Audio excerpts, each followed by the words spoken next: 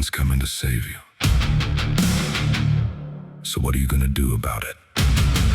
Raw Minds on men's mental health. Hosted by Erick. For the ones we never meet. Today's guest knows what it feels like to win in public while his life falls apart in private. Robert spent years at the top of the Christian music. He founded Essential Records and helped build the career of artists like Jars of Clay, Third Day, Casting Crowns, and the Michael J. Smith. He worked behind Grammy and Dove winning music, gold records, and platinum albums. But while Robert was helping other people become stars in his family, his family was breaking apart. He admits that he worked too much, partied too hard, and let success pull him away from the people who needed it the most. Then his wife struggled with addiction and left. At 40 years old, Robert had no job, a custody fight, and 3 young daughters who were only 9, 7, and 4. He had to hold them together while he was falling apart himself. Robert raised his daughters alone for more than 8 years. He later turned that pain into Solo Parent, a nonprofit that reports reaching more than 225,000 single parents. He also wrote Going Solo, a book about fear, faith, exhaustion, and healing while raising children. This conversation is personal for me. I am a single father. I also know the fear of stress and isolation that comes with trying to protect your child while dealing with family court systems, and that can feel impossible to understand. That is one reason I help build Parent Path. It gives parents a place to organize their cases, evidence, timelines, and court documents so they can walk into family court more prepared and less alone. Today, Robert and I are talking about fatherhood, addiction, shame, custody, faith, ambition, mental health, and the nights when your children need you, but you're not sure how much strength you have left. If you have ever had to rebuild your life for your children, tell your story in the comments. Share this episode with parents who feel alone. Like this episode and follow Raw Minds, because one honest conversation can reach someone at the exact moment they need. I just want to say thank you, everybody. And here we go. So we're having a little technical difficulties here. There we go. And I just want to say thank you, Robert, for coming on Raw Minds. It's been a crazy, we've been trying to get on here. You know, the first time someone hit a pole and knocked out all my power. And then today they do, I don't know, something with the internet. So I'm shut down for an hour and everything is just going wrong. And then now this program, we were trying to get it going. But here we are, man. We made the conversation. So I just want to say thank you for coming on Raw Minds. Yeah, man. And at the beginning, I always like to get my guests to plug, all where they can find your information stuff. So if you can do that right off the bat, that would be awesome. Yeah. So the best way to find us is on the web, www.soloparent.org. You can find out everything to do with our organization, but also we have handles on both Instagram and Facebook. Instagram and Facebook are the same handle. It's Solo Parent Society, and the same on Facebook. So hit us up there. You can find out any information.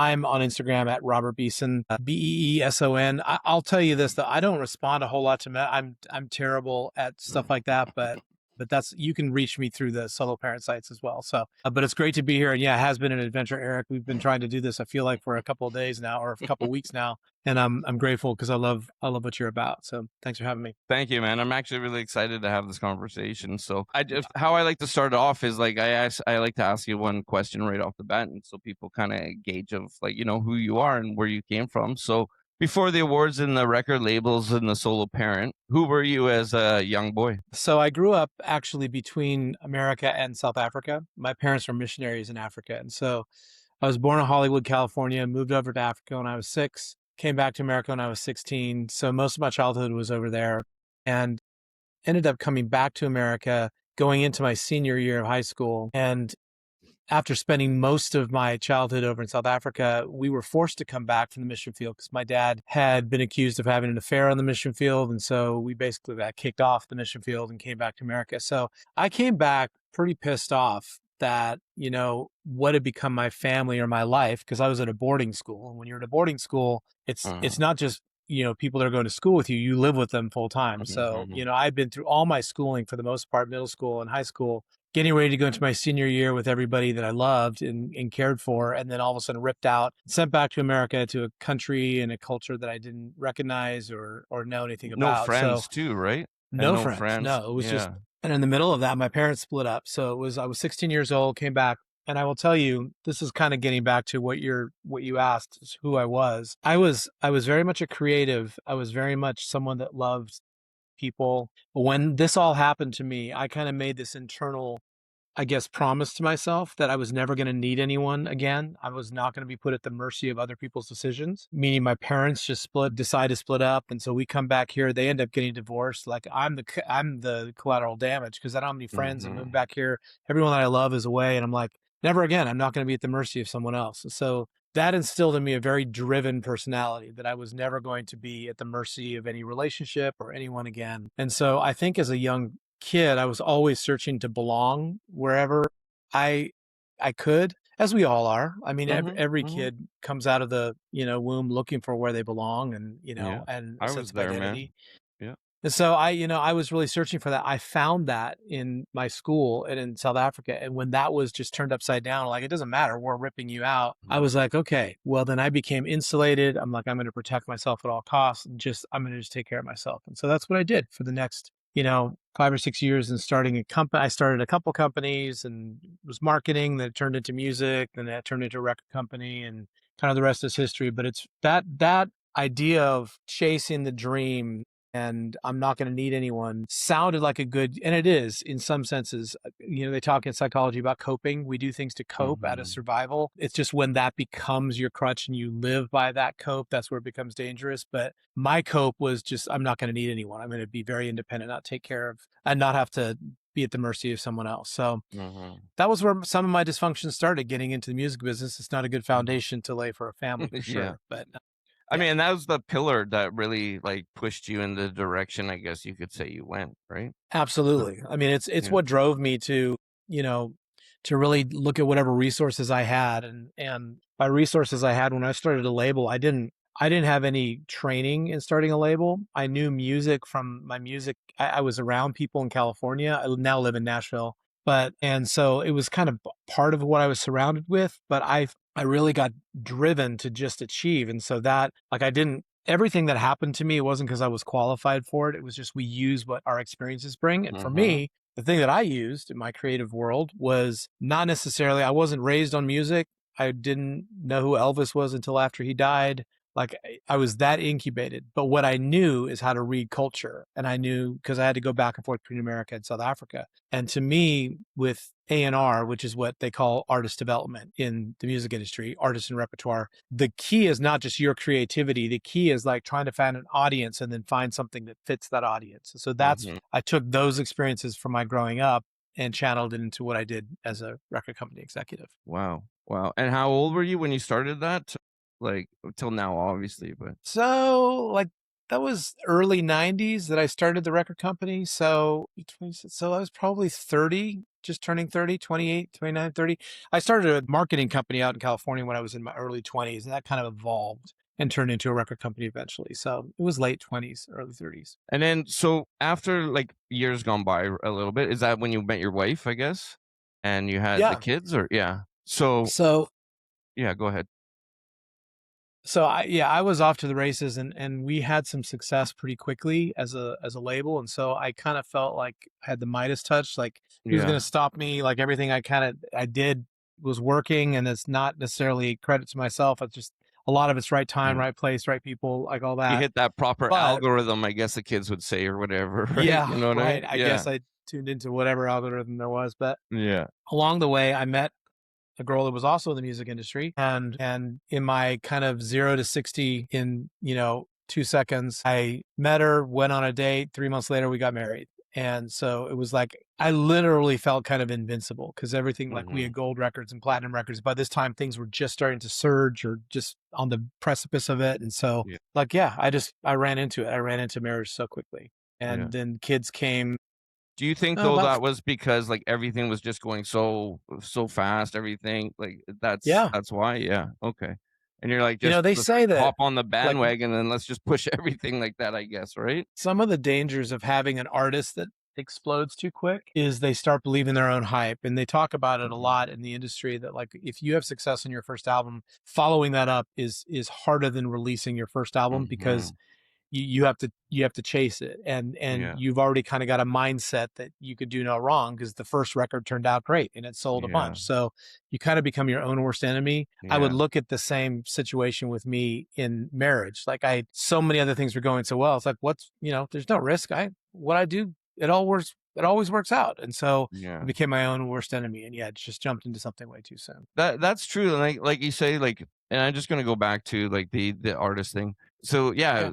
artist blows up, amazing. The first album, second album comes out. Let's say it just tanks, right? It tanks. Now that's like shame. So I'm just using this as like a, I forget the word, sorry, but like yeah. So the tanks, and then you hold that shame. You start getting depressed and stuff like that. So did that kind of happen in your life? Because like obviously you had some troubles, and we don't have to go into that. But I mean, just saying for you and your feelings, is that kind of how what happened? Yeah, I mean, I think shame plays such a big part of all of our Mhm. stories. And I mean, shame is what drove me to be successful. Shame Hell yeah, man. is Hell like yeah. I've got to prop myself up and look successful because inside I felt like I was, like Yeah. not worth anything. Yeah. That was my fire. You know what I mean? Yeah. That's what drove me, man, to be honest with you, right? It Yeah. really was.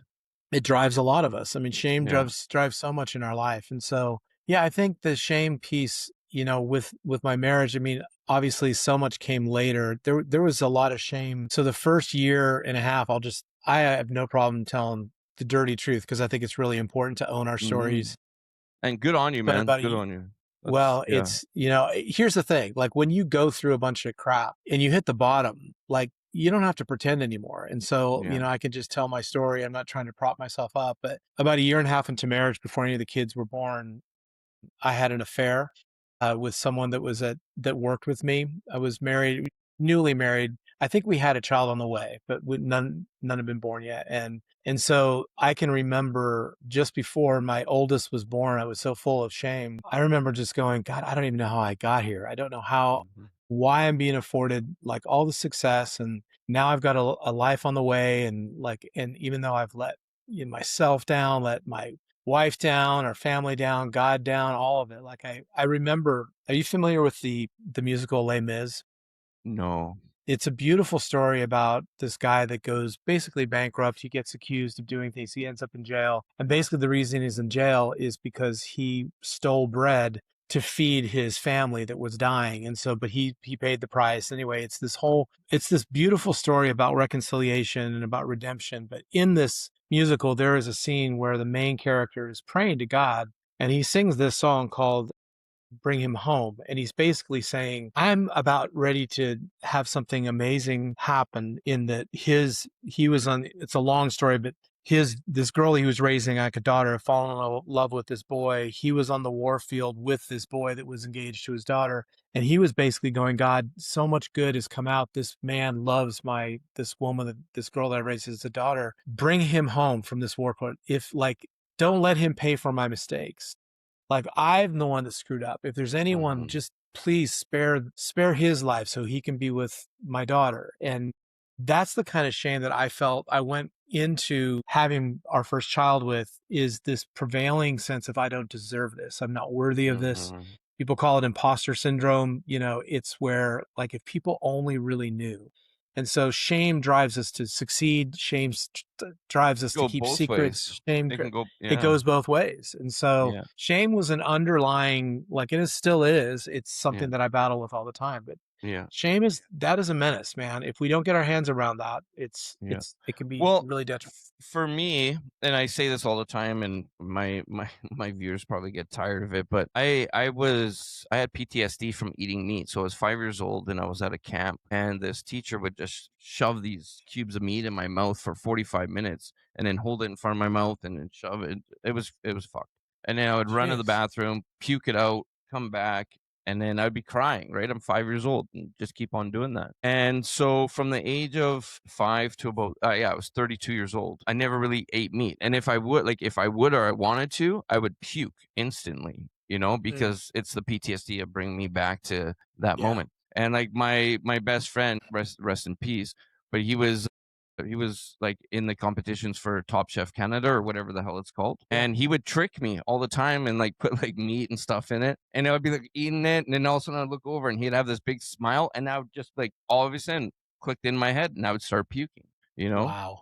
And then That's I the met a power lady. of that. Yeah. But here's the thing. So then when I would go out with my friends, you know, and everybody's having steaks and stuff, I wanted to. It smelled so good, but I just couldn't, right? Like I would puke. And so I had shame, you know what I mean? So on top of this PTSD, I carried this shame, and for years, you know, like almost 30 something years, you know? And it was hard, man. It was really hard, but now I'm okay. Like I beat it. I mean, sometimes I have my issues, you know, but I mean, that's Yeah. life and I'm okay. I've just learned how to deal with it, right? But I mean, I had a Wagyu steak and that was amazing. That's what changed my whole my whole perspective. I'm telling you.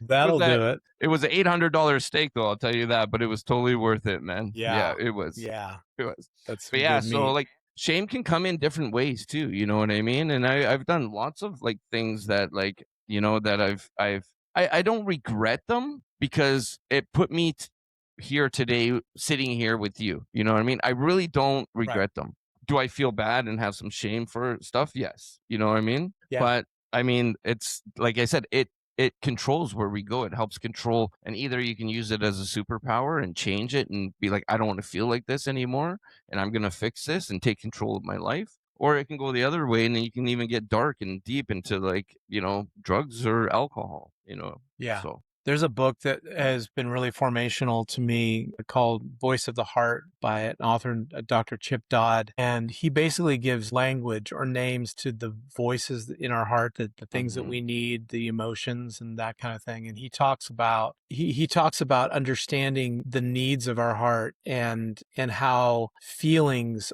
are kind of a gateway to what you would call superpower. Like every feeling has an impediment and every feeling has a gift. So obviously we know shame and guilt are two different things, right? Guilt is basically feeling guilty for some behavior. It's not a bad thing. We should feel guilty over things. Shame is where it's, you know, it can be who we are. And so those are the two, you know, Brene Brown talks about those two separate. Chip goes a step further and says that shame is actually really good. The gift of shame is that it points to our humanity. Like, and if you don't embrace your humanity, it's really hard to be authentic and be known by anybody else. And so that's why I don't have a problem talking about the painful stuff as much. I mean, it's still, it's not fun, but I recognize that, you know, what I used to feel shame or my identity was wrapped up in it is not. It's just something that I've learned from.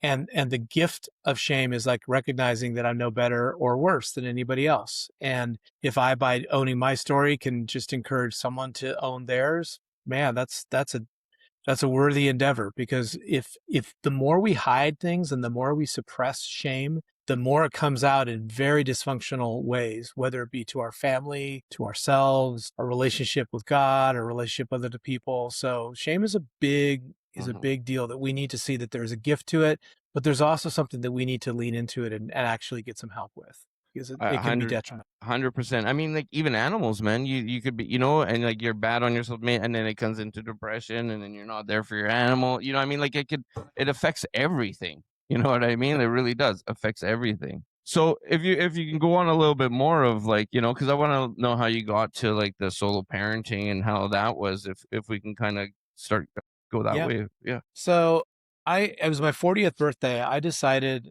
that I had started the company, got bought up by a larger company, moved up the ranks, started buying other companies. And so I kind of got to the place where I was SVP, Senior Vice President of all of the artist development for Sony Nashville related to Christian music. And that's great. Good money, good title, glamorous, quote unquote. But I didn't like it. I really was unhappy. Was it a fast lifestyle? 40. It was a very fast lifestyle. Yeah, it was. But it was fast lifestyle in the sense of go to this meeting. I like getting my hands dirty. I like building things. Yeah. So I turned 40. My contract was up and I could re-up and stay for a little bit longer. But I'm like, I got to get out. I mean, the going's good right now. I could see things changing in the music industry. So I decided to leave. And so I left when my contract was up. And then 3 months after that, my wife left me. So it was the culmination of these things that happened. Like I'm going along. I had planned to leave this company. I'd hoped to get another year, but they're like, no, if you're planning to leave, we need to make it immediate. So that ended shorter than I wanted it to. 3 months later, my wife left me. So I go from music executive, lots of privilege, lots of titles, everything, to no job, no wife, fighting for custody. Like it just, the bottom dropped out. It was just a perfect storm. And it was devastating and really hard because the situation surrounding what happened, my wife had made some really poor choices, and when she decided to leave, she ended up moving into someone that was really close to me. She moved out from me into actually a family member. And so there was betrayal from the family member. There's betrayal from my ex-wife. There was the job leaving. Like, sorry, man. I this is crazy what you're saying right now to me. I'm sorry. But no, what you're describing, I'm getting crazy goosebumps right now. I went through this exact same thing that you're saying right now. Like I Really? mean, like 100%, man. My ex ran with my kid and was staying with my cousin. And my cousin was, she was, I don't even care, man. She likes to party. She's just I'm blood, and she's coming after me. You know what I mean? Like she literally, like it was crazy. It was crazy. She was on my ex. So I'm just blown away here. I'm sorry to stop you, but it's just, no, I had to share that. Like that's crazy. And it's the same kind of thing. Like I was left, it was wild, man. It was, but anyway, no, sorry that's about very, that. so you Sorry. totally get it. You get Yeah. it. So that has a way of like really wrecking not just like the situation, but it's a deeper hurt. It's not just betrayal from your ex and not just like the world is upset, but like a family member. You thought we were blood, and now this has happened. And then like I'm going from, my girls were 9, 7, and 4 at the time, like you mentioned at the open. And I'm a full-time executive, go from a high profile music executive to now a stay-at-home dad with full custody of 3 young girls with no job and wanting to start a career again. So it was just like the bottom dropped out. And I say it often.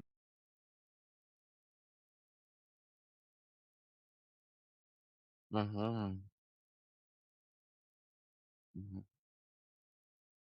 Never want to repeat it, but it's the thing that stopped me on a path of just playing all the roles that I played, like a music executive, dad, husband, like all these things, to like, okay, once the roles are stripped away and the things that we find identity with, the question then is, who's the man that remains?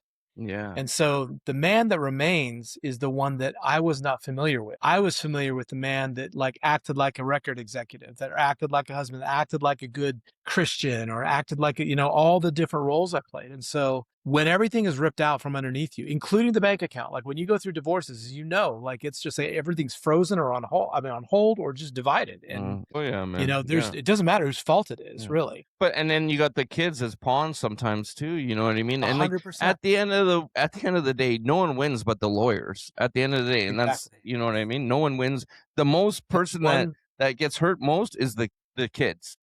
Absolutely. Absolutely.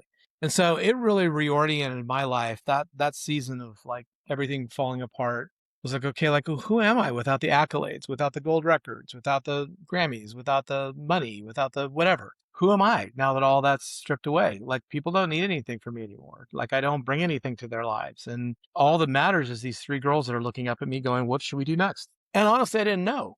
And so that's what kind of drove me into like, well, let me see what else is out there, because I don't know what to do. And I couldn't find anything. I couldn't find any resources for single parents. Anytime I looked for anything, it had to do with the legal ramifications and all, which is helpful. That's great. It's not nothing bad.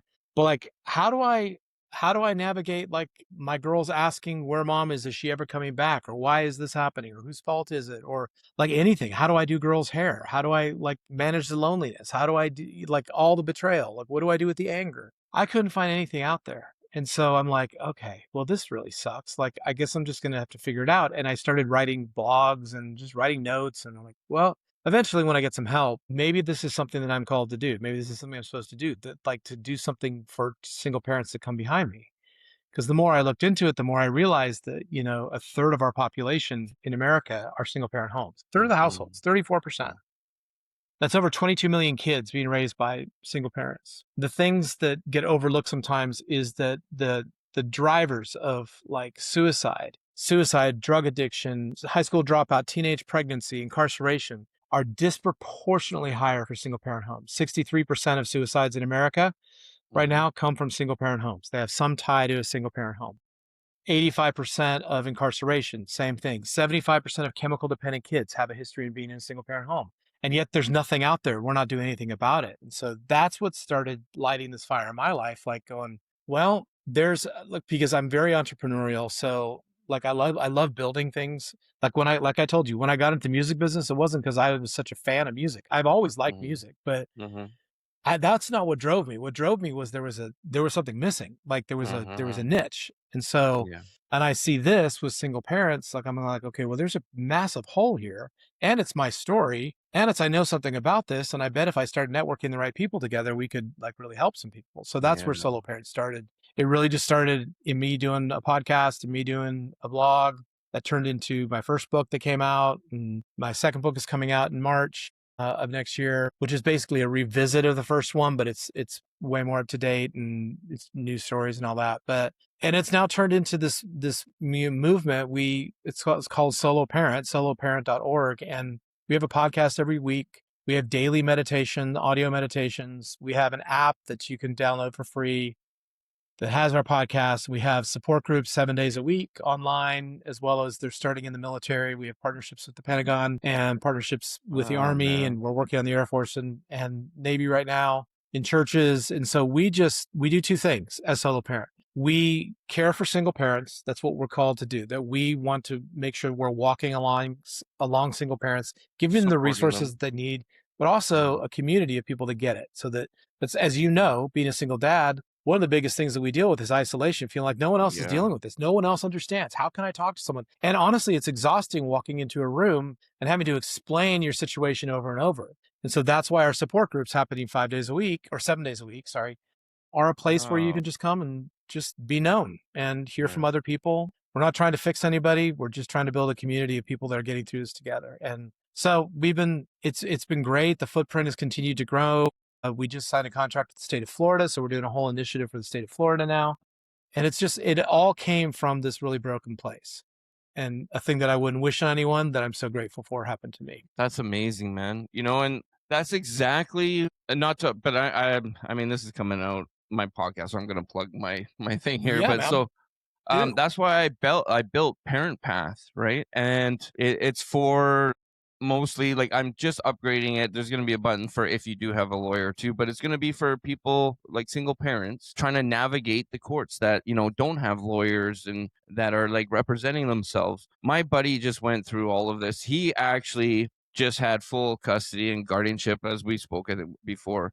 Yep. So now his life has just changed. And I went through that too. I lost my job that I was making really good money, and I had to walk away from it. And I did the same thing. I taught myself how to build apps and websites, and that's what I'm doing now. And work with what you've got. Exactly. And because I want to be in my daughter's life, construction as a superintendent, you're going there first thing in the morning, right? So like you're there like 5 in the morning, 5:30 in the morning. And then you're the last to leave usually sometimes, you know what I mean? Like for me anyways, that's how my company was, let's just say. Anyways, we won't go there. Yeah. They like to push. They like to push, right? Yeah. Their logo was squeeze the juice. Let's just say that. Gotcha. Yeah. And they meant it. Yeah. Oh yeah. Yeah. Yeah. But anyway, so it was a change of my life, like that's all. Yeah. And I remember like driving to work, and I mean, it's on my channels, and I was crying, man, just bawling, because I would have to wake up my daughter, take her to school, which her school was about 25 minutes away in traffic. And then I would have to drive another hour to work because I'm working up on the mountain, so I'm supposed to start early in the morning. I don't get there until like 9:30. 9, maybe a little later. And then if there's traffic, I'm really fucked, right? So, and then I would have to leave there at 2:30 to go and pick my daughter up from school. Well, even less than that. I would try to beat the traffic, and then I would have to pick her up and then come home. So I'm getting no hours. You know what I mean? Yeah. And I'm crying every time I'm leaving. I'm crying because I know I'm going to lose my job here. you Yeah. know, and Yeah. it's scary because I was doing it for 19 years, you know? Yeah. So then I said, That's like, all you you know what? knew. Yeah, exactly. And I said, screw it. I'm walking away from this shit. I'm done. I'm like, I can't do this. It's destroying my life. I'm crying. It's, you know what I mean? It's just really Yeah. tearing me apart. I got to change something else. And then boom, here we are, man. So living off the savings and trying to do this, you know, that's why I built Parent Path though, is because, you know, parents struggle. My buddy's going through that in court and it guides everybody through it. But I'm just also making it, it's called Counsel Path, and it's for family lawyer firms, and the two connect. So it's easy for them to transfer back and forth all the files and stuff like that as well. So it's exciting, man. And That's like awesome. it's kind of the same journey as you, but I'm behind it a little bit. You know what I mean? And I No, see but you're this. exactly right. You're Yeah. utilizing what you've got. You're utilizing your story. You're finding a need. You know the need exists because you've experienced it. Yeah. So you're stepping in the gap where, you know, you saw that there was a gap. And I love that. And it's Yeah. just, that's very Yeah. encouraging. Well, anybody that represents themselves in court, it's hard. You don't know what to do. You know, this thing Dude, builds you your totally. timelines, everything. You know what I mean? And it has everything organized for you. And the agent I have is just brilliant and helps you put everything together, all the forms. It just makes it simple. You know what I Yeah, mean? It makes it awesome. simple, man. Yeah. That's great. I know that you don't have, like, I don't know if you have some more time or too much. I know Yeah, I have a little more time for sure. Yeah, okay. So tell me a little bit about the book. I would love to know a little bit about the book if you can. Yeah. Yeah. So the book really, it goes through my story and the things that I learned. It's called Solo Parent. It's coming out in March. The book that's currently out there, it's out of print now. I don't know if you can still get it. It's called Going Solo. This is Solo Parent is coming out in March, and it's kind of that 2.0. It's that I wrote that in 2018, so I've learned a lot.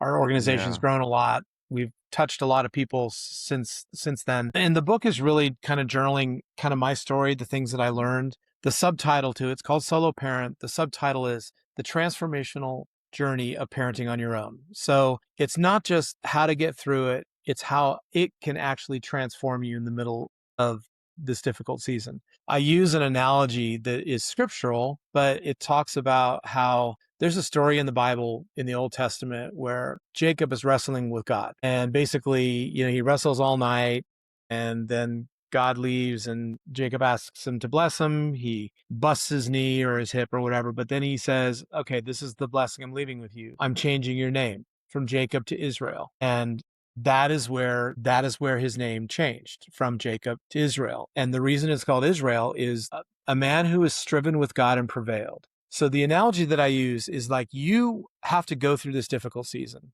You have a choice to either let the season define you or you define the season. Mm-hmm. The choice is I can struggle well through this, lean into the pain, lean into the shame, lean into some of the guilt, lean into your own stuff that you've got to clean out and let this transform your understanding of your relationships with God, with other people, with your kids. And so that you're not only coming through this season, getting through it, you're actually getting through it in a transformed way. Because that's my story. And I think a lot of us, when we go through difficult struggle, we want to get, and rightly so, we want to get out of it as quickly as possible. And I get that. I want that too. But there's a story, I don't know if you're familiar with Buffalo's story, Buffalo or Bison. Yeah, we're running to the storm. Hell yeah. They run into I have the a storm. whole episode about it. Definitely. Yeah. That's the idea of the book. Like, okay, the storm's coming. You can either prolong it and just run along with it and let the storm follow you, or you can face it, deal with the stuff that's difficult to deal with, dig in, and it will pass faster and you'll be transformed because of it. So there's spiritual application to it. There's a lot of scripture in it because that is my story. But besides all the scripture, which is foundational to me, there's a lot of tips that you can learn from this season of just like how you frame things in your mind and not understand that you don't see the whole picture and understanding the importance of community and, you know, just parenting tips, things that you can do like to build stability at home. So it's a little bit of my story, a little bit of tips and tricks, and a little bit of like how to turn this journey into something transformational. That comes out in March. That's awesome. And you know, that's like, you know, like you're saying, is like a lot of people going through this, you know, they're in a shell almost, you know, they're not seeing the bigger picture. They're always saying, why, like poor me, not saying, but like a lot of people say poor me, and they take them victim mentality, and Yeah, it's okay to like be a victim for a day or two and feel those feelings, right? You know what I mean? absolutely. It's But it's important. not okay to stay that and then have that mentality and act like the world owes you something, Right. just because it happened to you and it's not your fault doesn't mean that it is now your responsibility though to fix that. That's It right. really is. And I find I say this all the time and I live by this, and this is what changed my life is instead of like, oh my God, all these things are happening to me, asking like why, what's the lesson in it, what is it trying to teach me, find the silver lining. You know what I mean? And that's what I did with this podcast, right? Like Jules passed away and I found the silver lining in it as helping other men. It gave me the strength. I don't know where the hell it came from, you know what I mean? But it Yeah. came and gave me the strength to make these podcasts and talk to beautiful human beings like yourself all over the world, Mhm. and show that people are not alone, and that's what, like, it's like it's okay that you go through these things. This life sucks, you know what I mean? Yeah, it It does does. It suck, does. but it's got beautiful moments too, and Yeah. it's about trying to capture those things. That's Yeah. what it's about, really. And working hard That's towards exactly that. right. And turning it into, something that has purpose and meaning. Yeah. And I mean, it is exactly what you're doing with this podcast. It's you're taking the stuff that like is really hard to deal with and just going, okay, Yeah. well, I'm going to just put it out there. And I'll tell Yeah. you this, that I've just been reading recently studies on churches and those kinds of organizations, how people aren't coming to churches anymore to hear people speak because there is so much content out there. You can see Yeah. the 2-minute videos and reels and TikTok or whatever. I mean, they're not coming for that anymore. What people are longing for is connection and community. And what you are doing and what I'm endeavoring to do is to use our story in an authentic way that Hmm. AI can't replace. AI can give us awesome information about tactics Yep. and what to do. But as far as seeing someone else and letting someone else know that they're not alone, it does Yeah. require real people stepping up in authenticity and saying, me too, I've been here before. And I'm not going to tell you that it's easy. And I'm not going to tell you that this is just going to go away right now because the days may get darker before they get Hmm. lighter. But I will tell you that you're going to get through it. I promise you're going to get through it. The second thing is you can be better because of this. If you start, like you're saying, learn as you go. Like, what is this moment teaching me? What is the Hmm. situation teaching me? Whether it's for me to use or for me to pass on to my kids or to pass on to someone else. Always looking and being a student of everything. And what can I learn from every situation? I mean, I think that's what we're here on earth to do, is to just process through and to share with other people what we're going through so that we bring hope and lighten the load for other people, because there is a 100%. lot to be grateful for. Well, I mean, I'm just tired of I've lost so it's ridiculous, man. I mean, this guy I used to work with, he used to call me Dr. Death because I would lose friends like at least one or two a month. Mm, Sometimes like three in a week. I lost three friends in 1 week. Then my best friend died um a week after that. And then the next year my dog, and then the next year Jules, and now it's horrible. It's yeah. been horrible. I don't know why he's like, stay away from me. I don't even want to touch your hand. You know what I mean? Like it was, and it was hard, man. I don't know where I was going with that. I totally forgot. I had something amazing to say. I always have something amazing to say. No, no, you're right though. I mean, it is those, I mean, it's dark stuff that we have to process Yeah. through, and stepping into it is really important because we can attach purpose to it. Yeah. Okay, that's what I remembered. Yeah, so like I've been through these things, and I want to show people that like, like it's okay to like be able to express your feelings. It's okay to be vulnerable and talk about these things because you holding this shit inside of you can destroy you. It did for me. I almost caught a really bad charge when I was 17 years old that could have changed my whole life, Yeah, yeah, yeah, and so it's just that's why I show these people that they're not alone. There's guys out there right now that are ready to just to end it because it's not that they want to, but a lot of them just they don't want to live, but they don't want to die. You know what I mean? Because it's the pain that and it's really hard, man.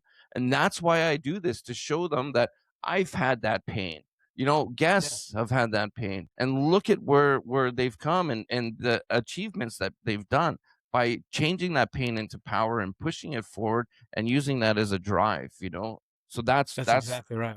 that's it, man. Well, I just want to say, I know we are kind of running a little late here, so I just want Yeah, to man. say, man, I really appreciate you coming on. Like I'm glad we finally got to do this. It's Me been a too. amazing, conversation. I'm actually really blown away because like how your story is, it's so similar to me, man. I Like know, man. That's crazy. it very is. And it's like we're on kind of the same path, and it's about parenting. You know what I Yeah, mean? it is. It's It is. wild, man. So I just want to I say I got love some it. connection. Yeah, man. I And love it. I love being aligned with people that have the same kind of view of like, okay, we've got to leave things better than we found them, man. We got to yeah, use our man. story. And that's what fills my bucket. You know what I mean? That's what fills my bucket. Me And it's overfilling that now I can fill others, right? And That's exactly right. yeah, man. Well, I just want to say thank you again for coming on. And when your book does come Yeah. out, man, please reach out to me. No problem. Like, come on here. We'll post the shit out of it. We'll plug the shit out of it. We'll talk about it, Awesome. man. I Definitely. love it. You're part of the family, man. So I no problem. I appreciate it. Well, appreciate that. I've loved the conversation. Thanks, Eric. Thank you. Well, everybody, I will see you actually in 2 hours. I got another podcast. But if you're watching this on another day, too late. Anyways, I'll see you guys later, and take it easy. Bye. Raw Minds. Men's Mental Health. Hosted by Erick. Follow, subscribe, like, share. For the ones we never meet, you're not alone.